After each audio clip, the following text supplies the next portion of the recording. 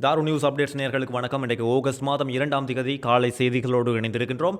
முக்கியமான செய்திகளை பார்க்கலாம். முன்னாள் கடற்படை தளபதி வசந்த கரணகொடவுக்கும் முன்னாள் ஜனாதிபதி மஹிந்த ராஜபக்சவின் மகன் ஜோசித ராஜபக்சவுக்கும் ஒரு வழக்கு ஒன்று தொடர்ந்து வருவது உங்களுக்கு தெரியும். இப்போ மீண்டும் திரும்பவும் லஞ்ச ஊழல் ஆணைக்குழுவால் இந்த வழக்கு தொடரப்பட்டிருக்கின்றது. என்ன வழக்குன்னு சொன்னால், போதிய கல்வித் தகமைகள் இல்லாமல் முன்னாள் ஜனாதிபதி மஹிந்த ராஜபக்சவின் மகன் ஜோசித ராஜபக்சவுக்கு வாய்ப்புகளை கொடுத்திருக்கிறார். இந்த கடற்படையில் பதவிகளையும் வாய்ப்புகளையும் கொடுத்திருக்கிறார் கடற்படை தளபதி வசந்த கரணகொட.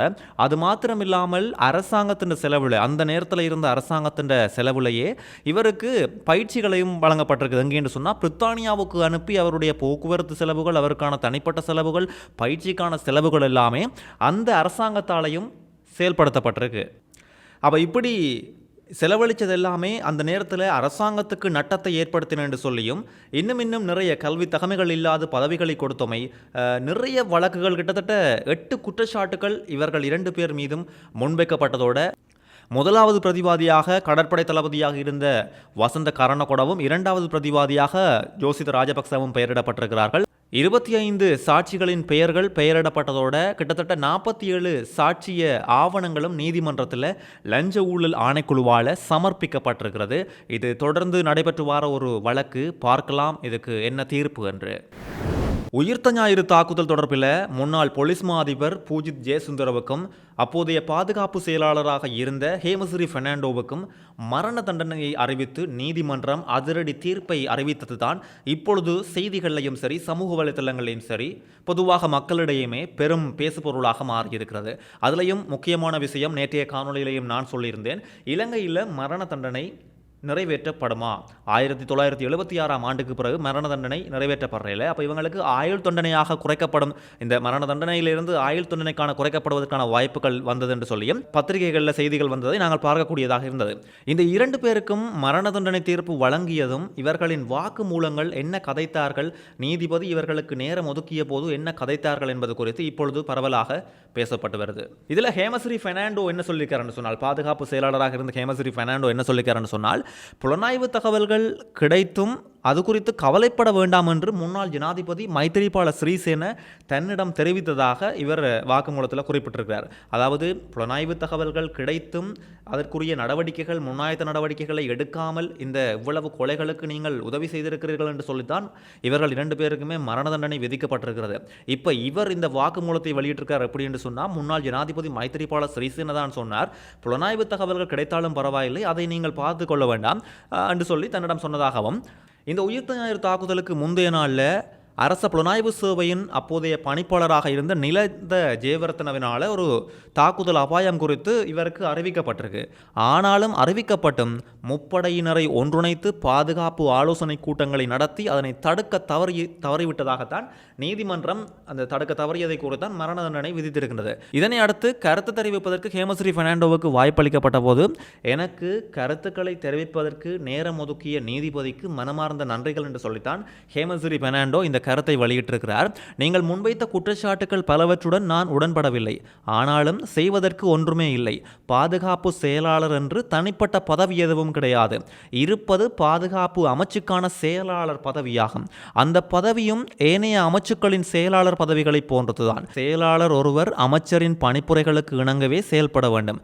அமைச்சர் இல்லாவிட்டால் செயலாளரால் எதையும் தனித்து செயல்படுத்த முடியாது. பாதுகாப்பு அமைச்சு என்பது ஒரு விசித்திரமான அமைச்சு. அதில் இருக்கும் செயலாளர் பெரும் பரிதாபகரமான நிலைமைக்கு தள்ளப்படுகின்றார். அந்த அமைச்சின் கீழ் சுமார் 20 நிறுவனங்கள் உள்ளது. அவற்றுக்கு தலைவர்கள் இருக்கிறார்கள். நிலந்த ஜெயவர்த்தன நான் பொறுப்பேற்கும் போது அரச புலனாய்வு பிரிவின் பணிப்பாளராக பணியாற்றி கொண்டிருந்தார். முக்கியமற்ற புலனாய்வு தகவல்களையே கடந்த 4 ஆண்டுகளாக தமக்கு கொண்டு வந்து கொடுக்கிறார்கள் என்று ஒரு சந்தர்ப்பத்தில் ஜனாதிபதியே ஏற்றுக்கொண்டிருந்தார். நீங்கள் புலனாய்வு தகவல்கள் தொடர்பில் கவலைப்பட வேண்டாம், நிர்வாக செயல்பாடுகளை கவனித்துக் கொள்ளுங்கள் என்று ஜனாதிபதி மைத்திரிபால சிறிசேன தன்னிடம் கூறியதாக ஹேமசிறி பெர்னாண்டோ சொல்லியிருக்கிறார். அதோட எனக்கு எந்தவித எழுத்து மூலமான அறிக்கையும் கிடைக்கவில்லை, வாட்ஸ்அப் செய்திகள் 2 மட்டுமே கிடைத்ததாகவும், புலனாய்வு தலைவருக்கு வந்த ஆவணத்தை அவர் எனக்கு வழங்கிய போது நாளைய கூட்டத்தில் இதனை முன்வைக்குமாறு அவரிடம் கூறினேன் என்றும், அதன் பின்னர் ஏப்ரல் 9ஆம் தேதி கூட்டம் தொடங்கியது. இறுதியில் சிசிர அந்த கடிதத்தை தனக்கு காட்டினார். அதனை நிகழ்ச்சி நிரலில் சேர்க்குமாறு விவரங்களை கூறினேன். ஆனால் அது நடக்கவில்லை என்றும் ஹேமஸ்ரீ பெர்னாண்டோ தெரிவிச்சிருக்கிறார். அதோட ஒரு குழுவை அனுப்பி கிழக்கு மாகாணத்துக்கு ரகசிய அறிக்கை ஒன்றை கொடுப்பதாக கூறினார்கள். ஆனால் செயலாளர் அவரிடம் சென்று அந்த அறிக்கையை கேட்பதில்லை. அந்த அறிக்கையை கொண்டு வந்து சேர்ப்பது அவருடைய பொறுப்பு. அந்த அறிக்கை இன்று வரை எனக்கு கிடைக்கவில்லை என்று சொல்லியிருக்கிறார். அதுக்கு பிறகு 16ஆம் திகதி காத்தான்குடியில் உந்துருளியில் குண்டுவெடிப்பு சம்பவம் ஒன்று இடம்பெற்றது. அது குறித்து 17ஆம் திகதியே நிலந்த தனக்கு தொலைபேசி ஊடாக தொடர்பு கொண்டு தெரிவித்தார். ஆனால் ஜனாதிபதி 12ஆம் திகதி மட்டக்களப்பு விஜயத்துக்காக எழுத்து மூல அனுமதி கோரியிருந்தார் என்றும் நிலந்த அதற்கு அனுமதி கொடுத்திருந்தார்.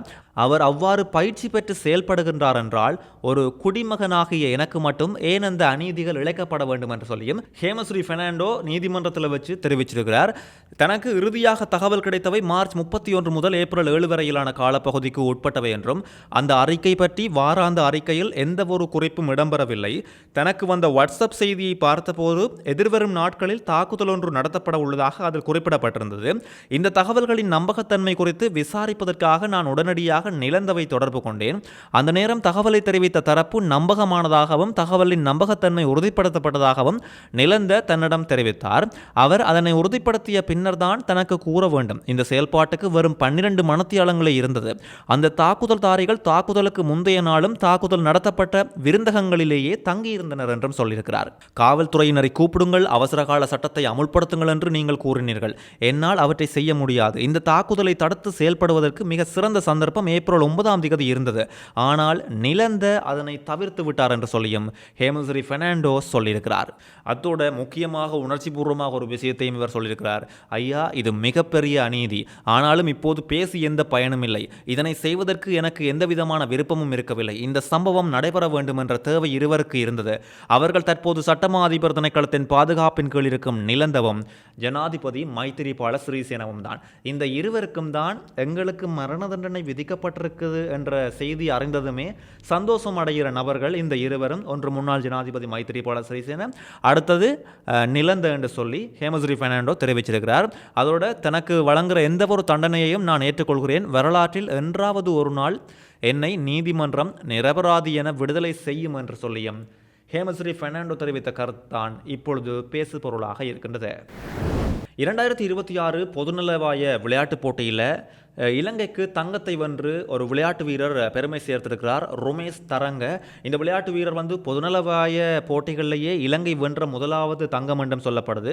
ஒரு பெரிய நட்சத்திர வீரர்களை வீழ்த்தித்தான் இந்த தங்கப்பதக்கம் வெல்லப்பட்டிருக்கிறது. அந்த வகையில் ஜனாதிபதி அனுரகுமார் திசாநாயக்க இந்த வீரர் ரோமேஷ் தரங்கவுக்கு தனது மனப்பூர்வமான வாழ்த்துக்களையும் நன்றிகளையும் தெரிவித்திருக்கிறார். ஏனென்றால் சர்வதேச அளவில் இலங்கையை இப்படி ஒரு நிலைக்கு கொண்டு வந்து தங்கத்தை வென்றமைக்கு நன்றிகளையும் வாழ்த்துக்களையும் சொல்லியிருக்கிறார். பிரதமர் ஹரணி அமரசூரியவும் தன்னுடைய வாழ்த்துக்களை இந்த வீரர் ரோமேஷ் தரங்கவுக்கு தெரிவித்திருக்கிறார். 20 வருடங்களுக்கு பிறகு தங்கம் வென்றிருக்கின்றது இலங்கை. இந்த அண்மையில் 121 மெட்ரோ பஸ் களமிறக்கப்பட்டது. புதிய மெட்ரோ பஸ் களமிறக்கப்பட்டது உங்களுக்கு தெரியும். இப்போ போக்குவரத்து அமைச்சர் விமல் ரத்நாயக்க முக்கியமான விஷயத்தை சொல்லியிருக்காருன்னு சொன்னால், வருகிற இப்போ டெஸ்ட் டிரைவ் போயிட்டு இருக்குது கொழும்புல. மிக கூடிய விரைவில் யாழ்ப்பாணத்துக்கும் கண்டிக்கும் இந்த மெட்ரோ பஸ் களமிறக்கப்படுவதாகவும் அந்தந்த இடங்களில் யாழ்ப்பாணத்திலையும் கண்டிலையும் மெட்ரோ பஸ்ஸுக்கான ஒபிசஸை துறக்க போகிறோம் என்று சொல்லியிருக்கிறார். அதோட 50 பஸ்ஸுக்கு மேற்பட்ட பஸ்கள் இந்த மெட்ரோ பஸ்கள் ஜப்பான்கிட்ட இருந்து இலங்கைக்கு வருங்காலத்தில் வர இருக்கதாகவும் சொல்லியிருக்கிறார்.